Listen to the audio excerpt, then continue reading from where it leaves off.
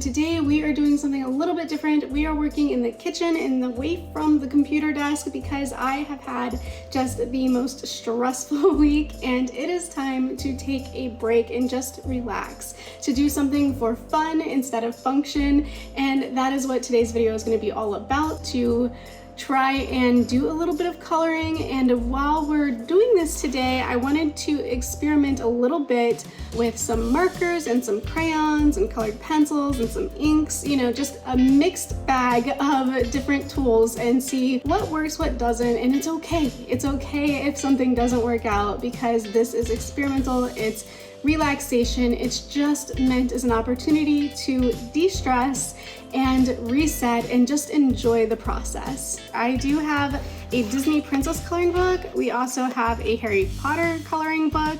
And I have with me this giant jumbo collective coloring activity book that we could go through. We also have some holiday books.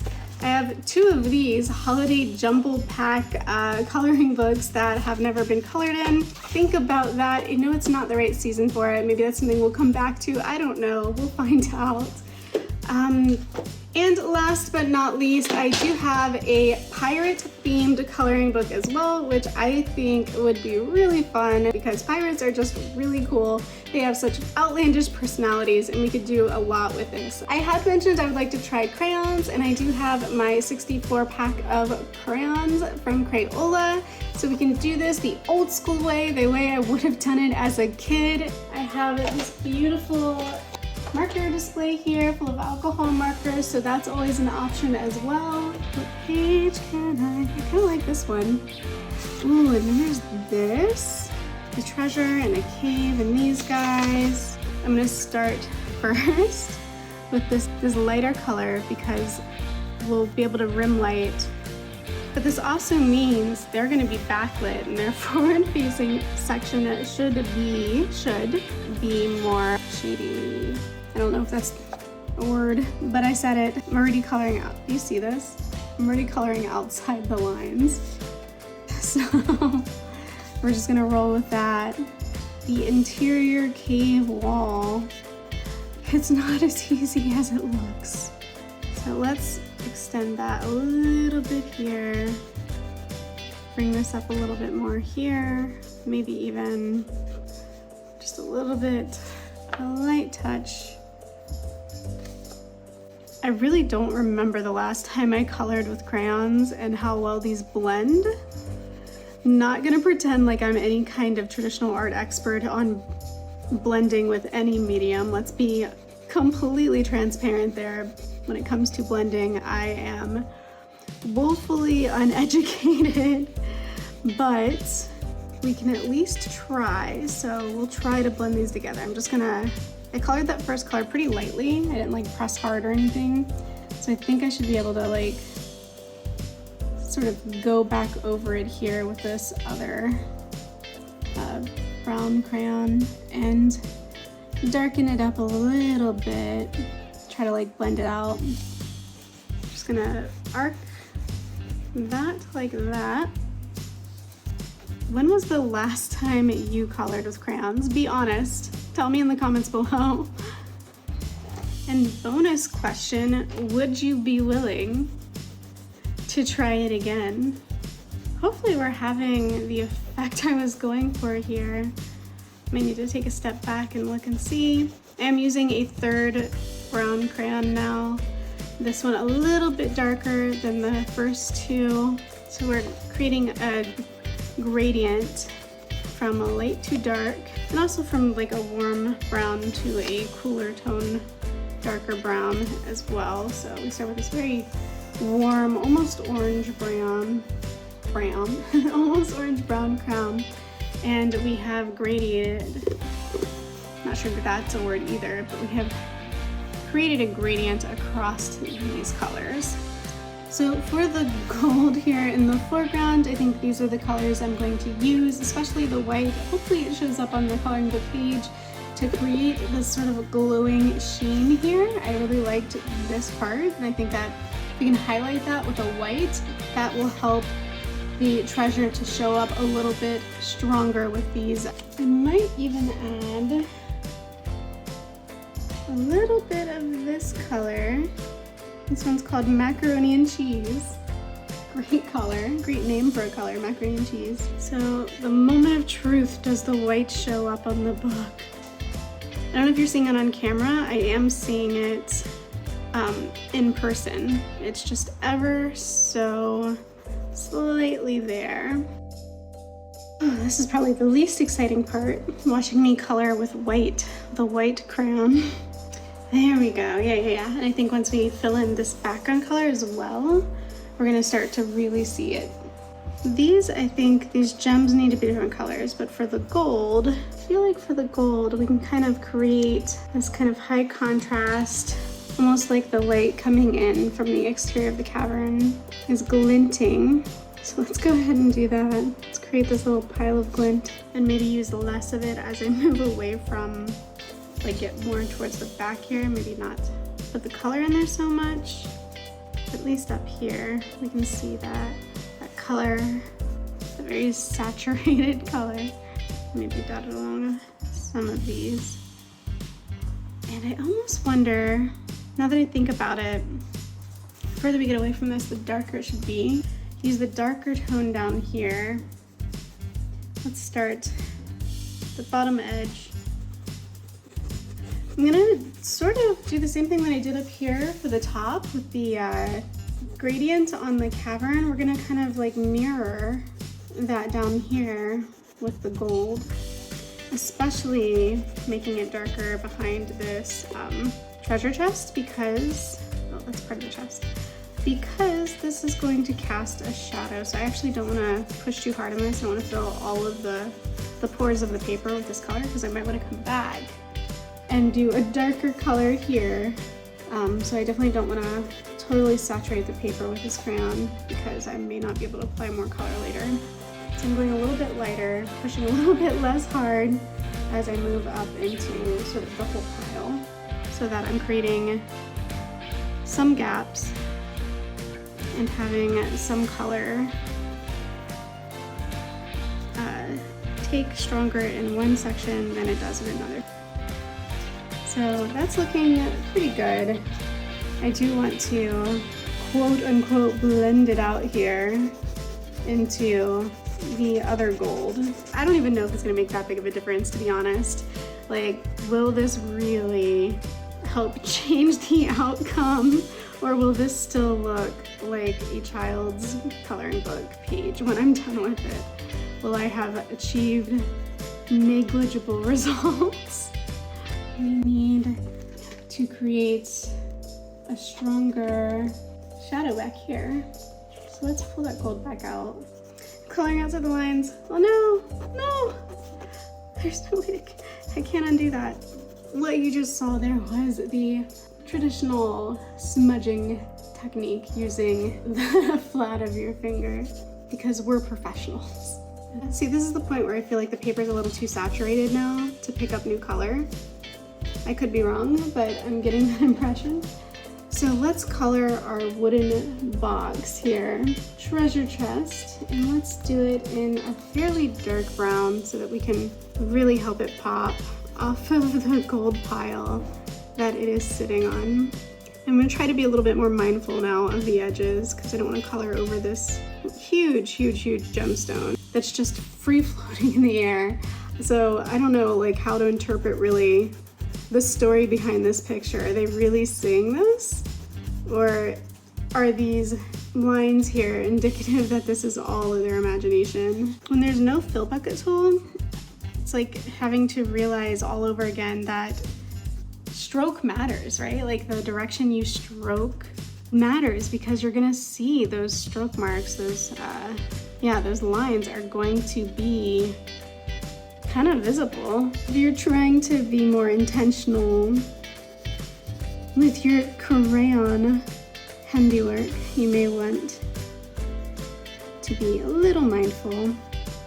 Maybe we can even create a little drop shadow for this floating, yes, this floating gem now has a drop shadow.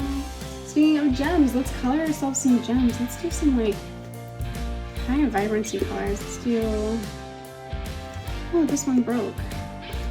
that color, let's do like a ruby red.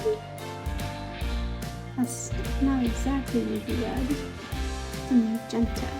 Let's do this big one. Yeah, we'll do these colors. Sort of blend it out because that's how that works. It's working right now. It's working for me, so we're gonna stick with that idea. There we go. Love it or hate it, that's what we did. That's what we got. This lovely scarlet. Okay. Oh, I know. Let's do this. This looks like a good color. And we'll repeat this color a little bit throughout. Okay, a lot throughout. And come back here for a nice purple, I think. Oh, that's not purple, but that is really pretty. That is a very navy blue. Maybe I can get a lighter one to do the top piece. Cornflower, will that go? All right, so for these pearls here inside the treasure chest, I am gonna cheat a little bit. We are going to deviate just so slightly, ever so slightly, from having all of this done in crayon because I just really wanna pull out some gel pens and draw over that nebulous gold.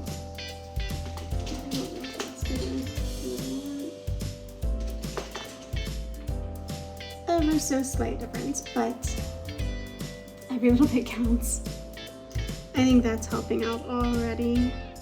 Behind these guys is probably a nice beautiful beach with some beautiful sunny skies because I want to sort of do a gradient. So as if like this is sort of like sea green, you know, and this is sky blue, and we could just sort of meet in the middle this way. I haven't gotten to the part where I'm going to color my pirates, and they're the main attraction, the main feature of this drawing, and we're coloring them last. It's called setting the stage. It's fine.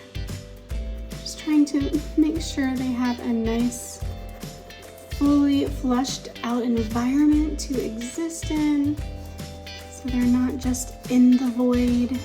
I do feel like starting with the background helps though, because now when I go to color them, the colors I need for the background are, I won't have accidentally like made his hat this color, and now he's just going to bleed in with the background because hat and sky were the same color or something like that. So in this way, doing the background first, which has a little less flexibility for what colors I can use so that I'm not creating conflict of interest between the main characters and their environments.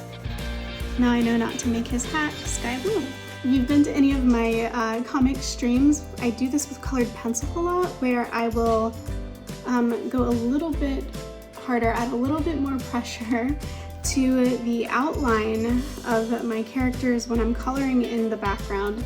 That way it helps them to sort of pop a little bit off of the page. It's just a nice little, almost sticker impact where you're just creating this solid edge that really helps them to stand out. And so that's what I'm doing here with this blue crayon now. I've sort of lightly done the background in like this everywhere else, but going around the character, I'm creating a little bit more of a solid fill. You know what else I think is interesting now that I'm looking at this coloring book? Looking at the way the characters are drawn, I feel like there's actually a lot I could learn from sort of comparing and examining the way they created these characters in this book, because they're gonna have a lot of expressiveness.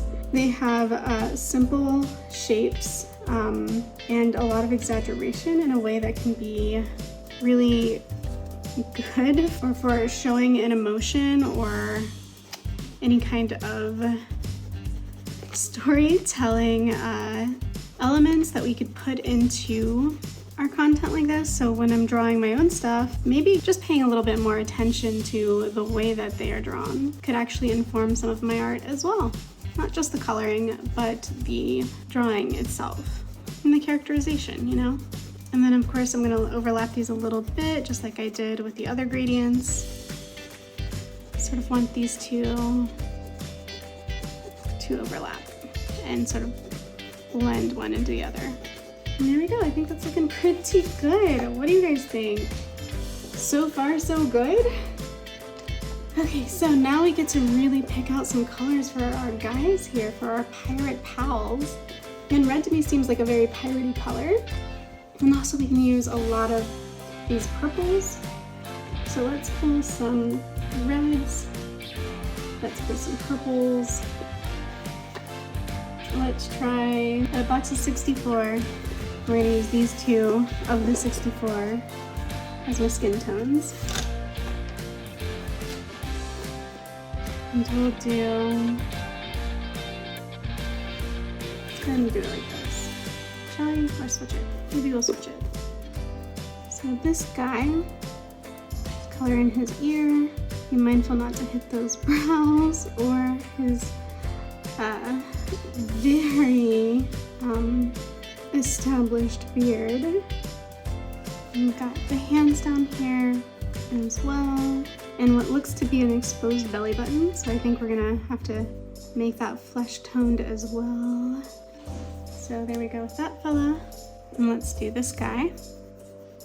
And being careful around his little mustache as well. One thing has remained the same since childhood. I have not tested even one of these crayons to see how the color shows up prior to, oh no, I broke it. It's okay, we'll get through, it's fine. Applying it to the part of the drawing that I'm coloring it onto. So we're just going all in. What we get is what we get. Here's where I really, really don't want to go outside the lines. It'll be so super obvious if I do. Chris Bear, I have forgotten. I do have a crown sharpener. It's in the back, right here. I'm gonna do the brick red for the color and the cuffs of this gentleman's jacket. What do you guys think? Can we call that one a success?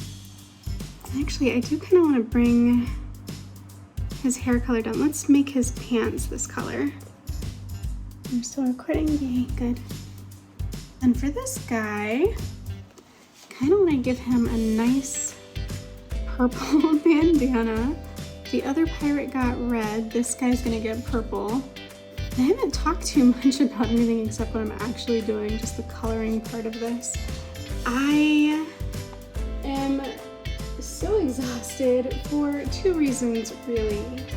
The first being work, because right now is a very busy season for me at work, but the other reason is because we just completed Art Fight 2022, and Art Fight is amazing, it's so exciting, and I really do throw my all into it, but by the time it is over, after a full month long of just hitting the ground running and pushing myself to do a lot of art at the best quality that I can, I do get kind of tired. It's a little bit exhausting, and you do run out of steam after a while, which is why I needed to get away from my computer, get away from digital, and do something else.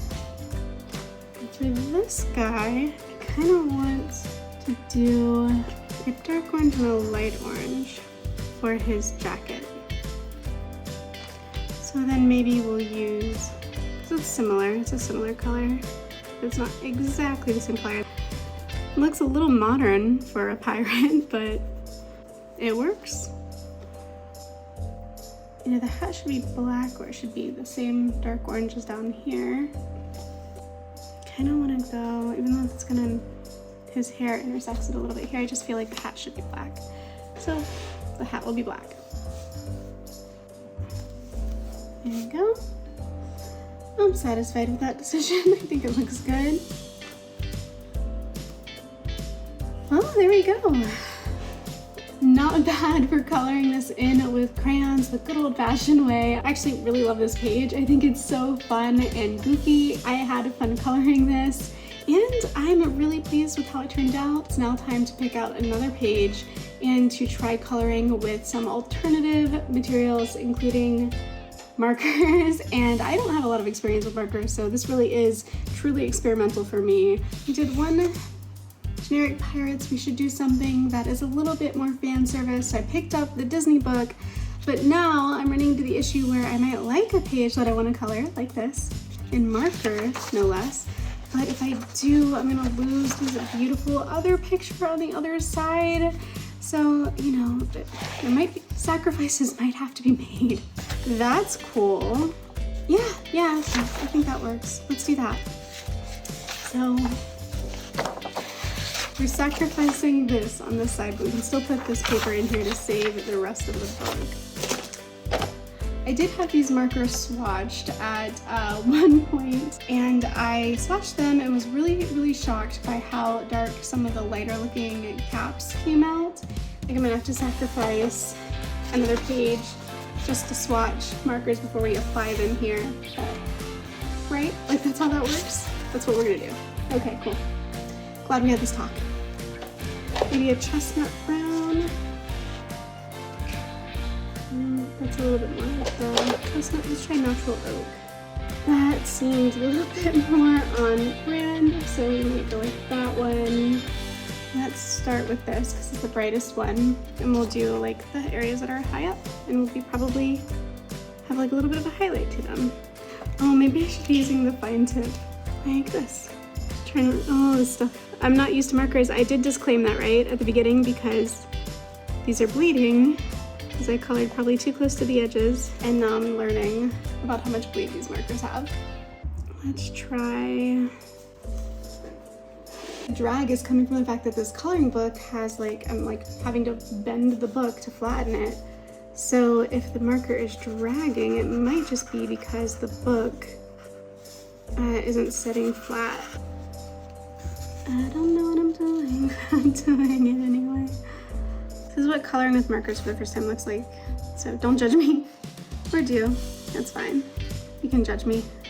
I just look forward to like 2 years from now making amazing marker art and then looking back at this video and being like how far I've come and feeling wonderfully accomplished. Not in this moment, but in that hypothetical moment in the future. We'll do the inside of this because I feel like there'd still be some light coming off of the inside.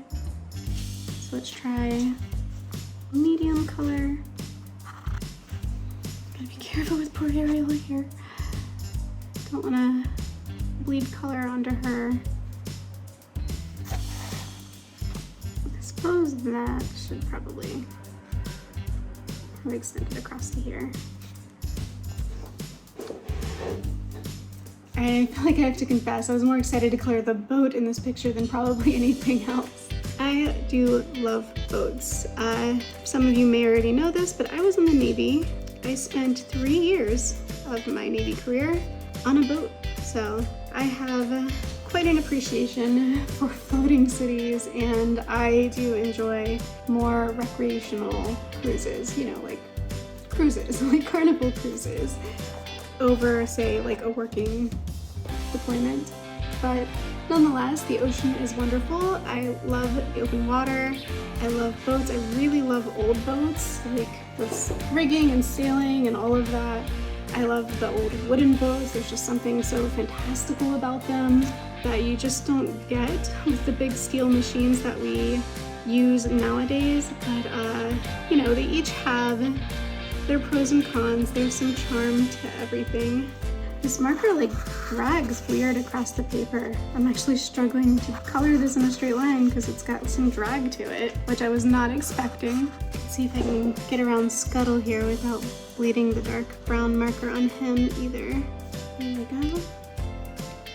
And we'll come back in here with this natural oak color. And oh, I'm seeing where I need terracotta over here as well because she's also sitting out on one of these. So let's make sure we get that too. That was a unfortunate mistake. But it might, I did catch her fingers there a little bit because of the bend of her hand around this platform. It might read as a shadow. What color is this? This is the natural oak.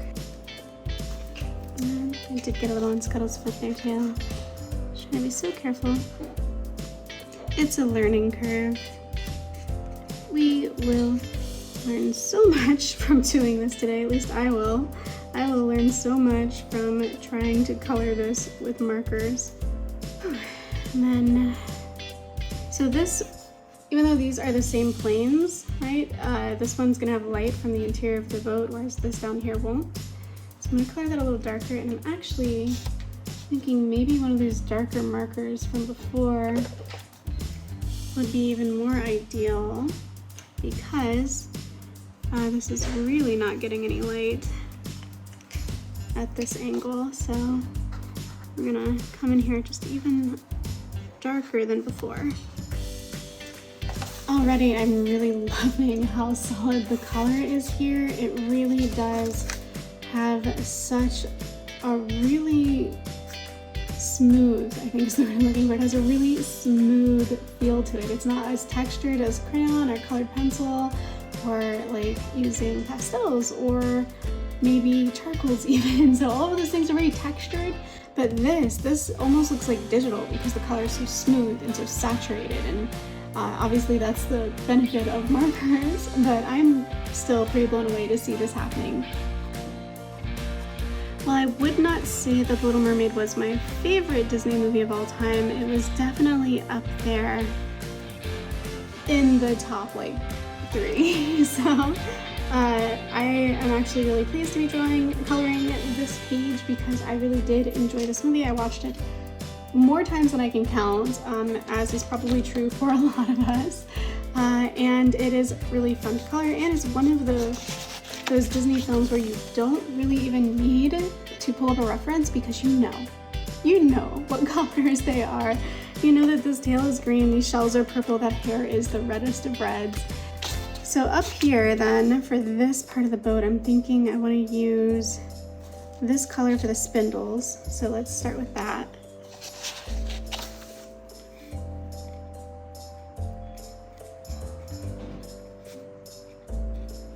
And I may even want to use this color here for the pulleys as well, if not going a little bit lighter.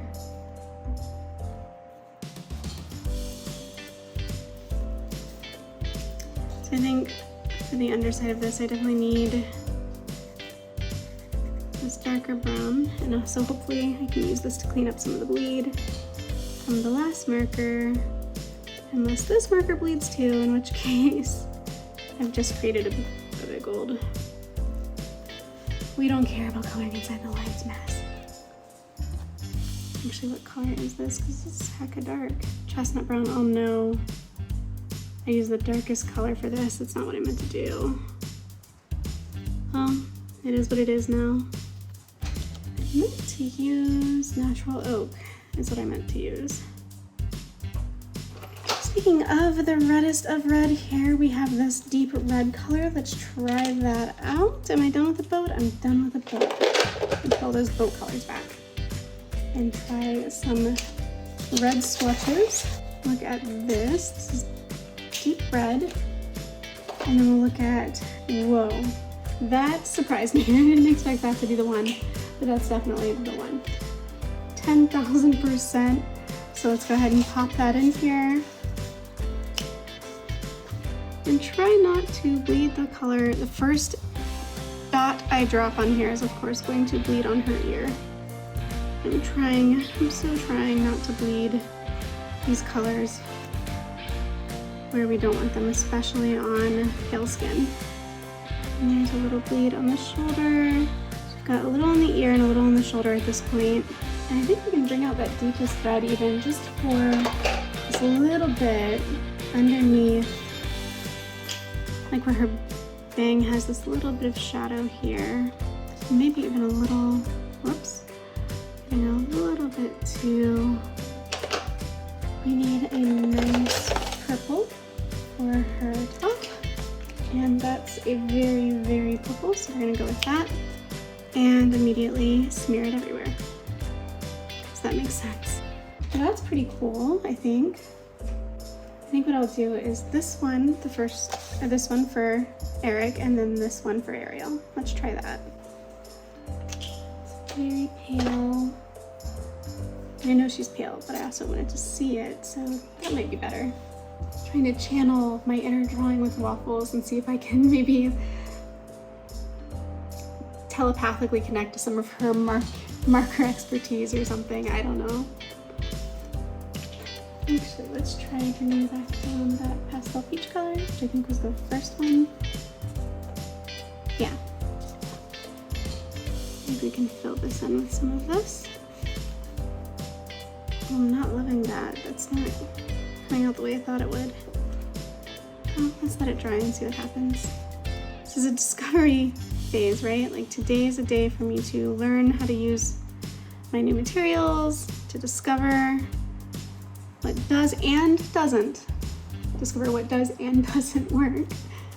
And learn from that so that I can do better next time. And that's okay. Sometimes you just do a discovery. Discovery day. All right, since we're doing skin tones, let's go ahead and do Eric while we're at it and bring his skin color in here. We need a blue for her beautiful baby blue eyes. So let's go ahead. Actually, I think they both have blue eyes. So I had a little bit of technical difficulty. My cell phone camera stopped working. I ran out of battery power and then I ran out of photo storage. So we are just gonna pick up where I left off. We are almost finished. So let's go ahead and just knock this out and do my very best to prevent the markers from bleeding as I color in the sky around all of our characters, which has been really the biggest challenge of using these markers the entire time, is not really knowing where they're gonna bleed and just sort of like learning. And I'm not really sure how close I can get to the line art before it becomes a problem.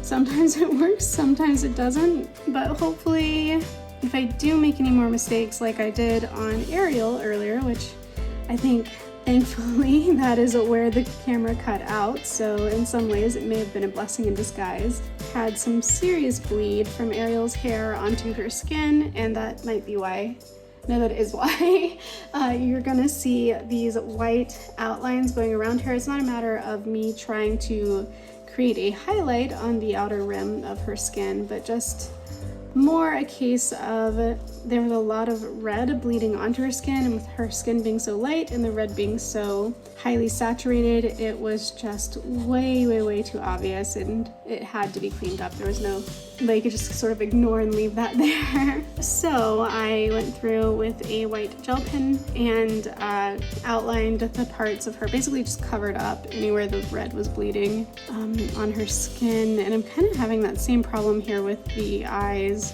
now that I'm noticing it with the blue. So I'm gonna have to, for both Ariel and Eric, go back in one more time with that white gel pen and try to clean up the whites of their eyes.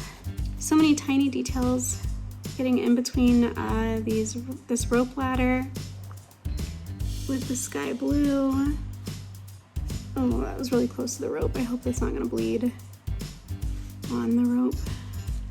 I'm trying my best to do this in a way that is not gonna leave too many streaks. I'm hoping when they dry that all of these marks will kind of bleed together even better than what they're doing right now, so that we don't end up with this weird streakiness as our final result. So fingers crossed that cleans up better when it dries.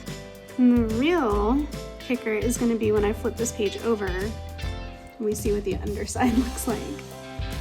I'm also still dealing with the fact that I'm at the back of the book and it wants to bend, so I'm not like getting a totally flat page here. Definitely appreciate that there is both a wide and thin tip nib for these, so you can get into these little nooks and crannies, but also you don't have to color the entire swath of sky with the thin marker. I can use like the wider nib. I do feel like this is going to evolve into just one really solid flats kind of look. Maybe I can imitate some cell shading or something at the very end to sort of rescue it from being a flat image. All right. And that's it, guys. What do you think of both of these pages, the Pirates and the Little Mermaid? I definitely think it was an experience working with both of these, and I had a lot of fun, and this was just as easygoing and chill as I thought it would be. This is the perfect way to wind down from Art Fight for those of you who are also winding down from Art Fight. If you liked this video, please remember to like this video by leaving a thumbs up, and if you haven't already, please do subscribe because I'm making art and animation on my channel all the time, just like these videos here. Thank you for watching, and I will see you next time. Bye!